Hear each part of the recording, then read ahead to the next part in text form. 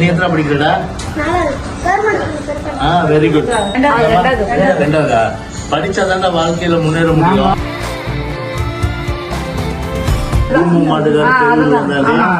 டும் டும் மேலம் கொட்டி சேரி சொன்னாண்டே. புத்தாடை, பண உதவி, படிப்பு செலவுக்கு உறுதி.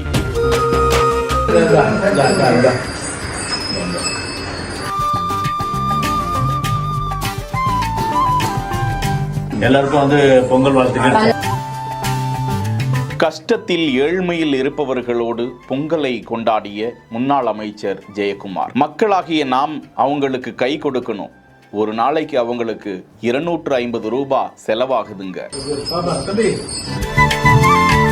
வந்து அவங்களுக்கு தாராளமா வந்து அவங்களுக்கு உதவி செய்யணும்னா நான் வந்து நிலங்களை கேட்டு. இப்பெல்லாம் பூம்பும் மாடு கலாச்சாரம் அழிஞ்சுகிட்டு வருது.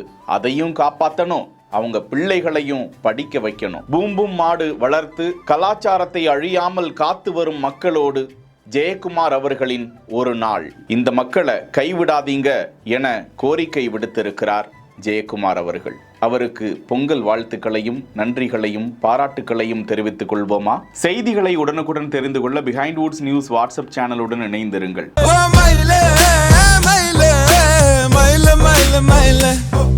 செய்திகளை வழங்கியோர் Manju group, SIMS pharmacy and clinics, grand royal tours.